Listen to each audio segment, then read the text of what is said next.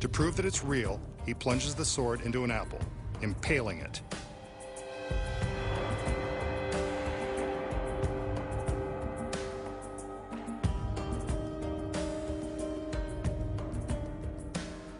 He slices the apple in two and offers half to his assistant.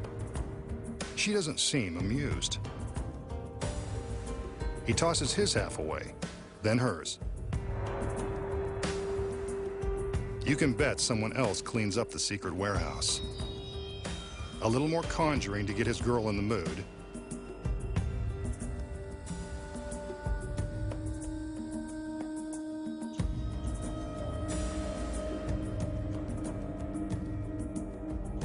And he thrusts the sword into her stomach, then straight through her body. No wonder he didn't let her eat the apple first. You can see the sword is completely through her torso. The magician removes it, gives the girl another magical wave, and all is forgiven. This guy has all the right moves.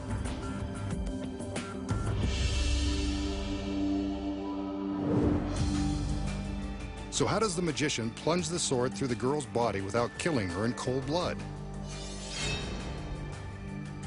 The first secret is in the sword. Actually, there are two of them. This one couldn't kill a fly. It's incredibly flexible. That's because it's made from two pieces of an ordinary tape measure that have been attached face to face.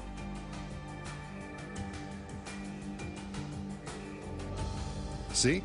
It bends at the slightest touch. So if it's that flexible, how did he impale the apple? That's where the second sword comes in. This one is solid. It's sharp and stiff. Very stiff, as his assistant is eager to prove. While our attention was focused on the sliced apple, his assistant was secretly pulling a switch. Here we can see her trading the real sword for the fake, flexible one. But how does the tape measure sword pass through the body of the girl? You guessed it, it doesn't. The secret is concealed by her costume. This trendy corset and sash combo isn't just making a bold fashion statement. It's hiding a flat metal tube that conforms to the girl's waist. From behind, you can see the back of the tube. To impale the girl, the magician inserts the end of the fake sword into the mouth of the tube. He pushes it into the tube, and it appears to pass through the girl. In reality, it's traveling through the tube, around her waist, and out the backside. Close examination reveals that the sword looks much shorter now than it did before entering the tube.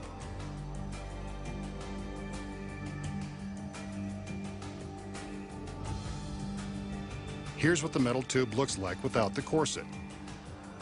See? It's been formed around the girl's waist to provide a channel for the sword. The sword goes in one side, bends through the channel, and eventually comes out the other side. You can see that the girl is never in any real danger. And that's how the magician impales the same girl over and over, without running out of assistance or running from the law. Next, the magician exposes the secrets to the famous street magic trick of making cigarette ash pass through a human hand.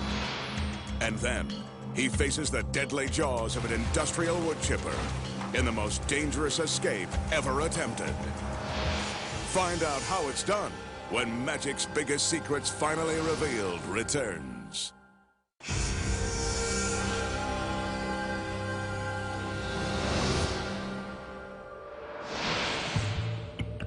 Here's a trick that popular street magicians use to freak the minds of unsuspecting victims. The magician asks his volunteer to show that her hands are empty and clean on both sides. In this case, he's using his assistant, but she's not in on the trick. He asks her to hold her hands with her fingers outstretched. The magician then picks up an ashtray, takes some cigarette ash, and sprinkles it on the back of one of the girl's hands. He tells her to make a fist and then commands her to rub the ashes with her other hand. They've disappeared. Now he asks her to open up her fist and look. There they are. The ashes have melted through her hand and reappeared in her palm. Freaky, huh? So how does the magician make the ashes melt through the girl's hand and reappear in her palm? The secret is so simple, you'll be amazed. Her hands are clean on both sides, and again, this is usually done with an unsuspecting volunteer.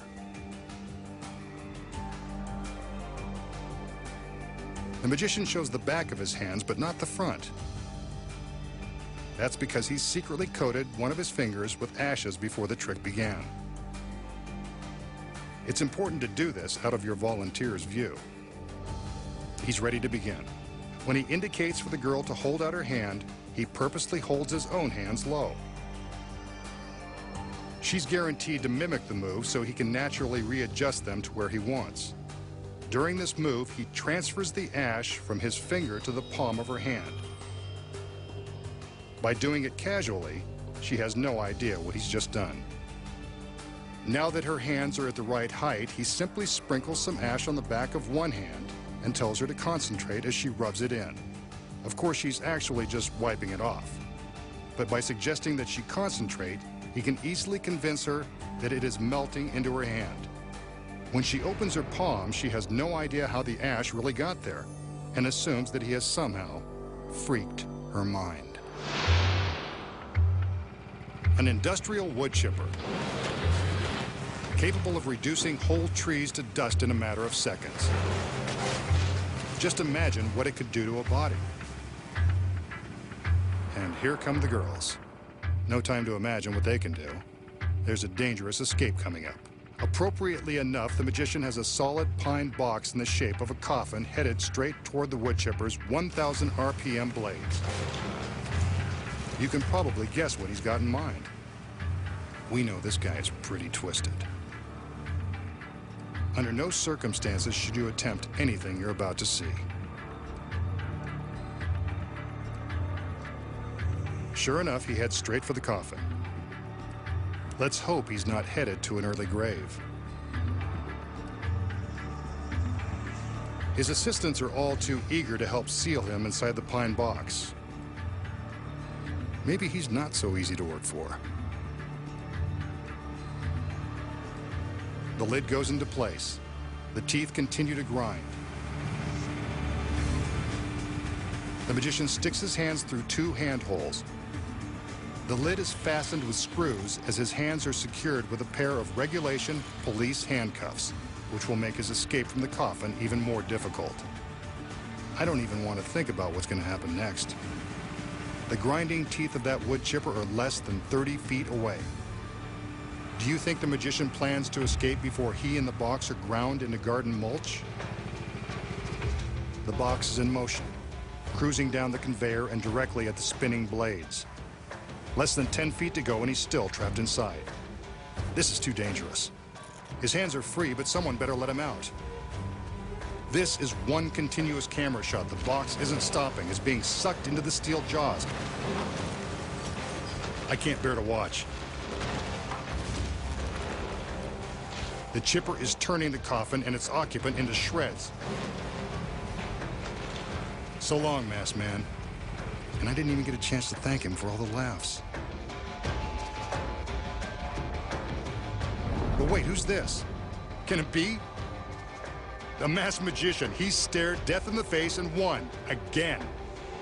Nice work. Now, show us your secret.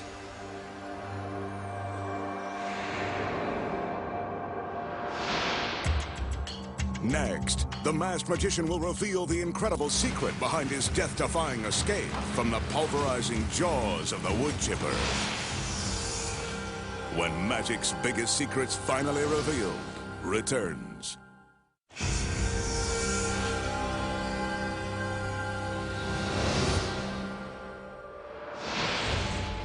We just saw the masked magician survive the pulverizing blades of an industrial wood chipper and escape unharmed.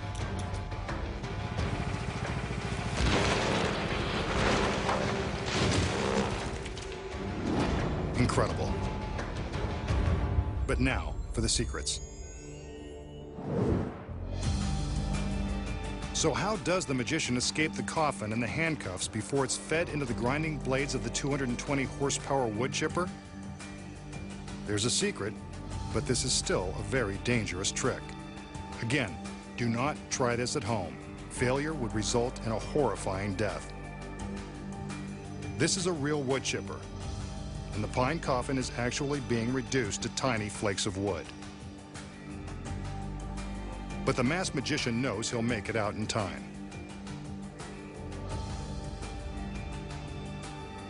The assistants use real screws to fasten the lid in place. The handcuffs, on the other hand, aren't so real.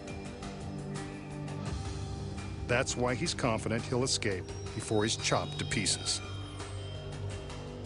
The handcuffs are rigged to open with the slightest pressure. Here's another look. A quick snap of the wrists, and he's out. The truth shall set you free, and so will phony cuffs. Not very sporting of him, but then again, he's got to minimize the danger. The magician is free of the handcuffs, but still headed for certain doom. But he's not worried, since the coffin has a secret trap door along one side. This secret panel allows him an instant escape.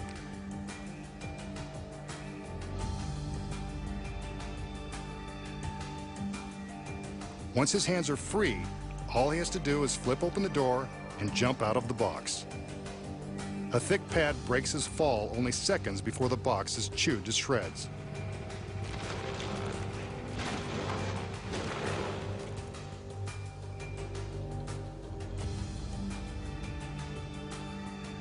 A soft landing, safe and sound. And here's the secret to why we never see his escape. Beneath the conveyor belt is a mirror that reflects the ground. We never see anyone walk in front of the mirror like this, so the illusion is very convincing. When you look closely from this angle, you can see the mirror vibrating as the coffin enters the chipper. Of course, you're so distracted by the destruction, we don't even bother to notice. And now for the magician's escape route. He crawls from the crash mat across the ground and along the back side of the chipper.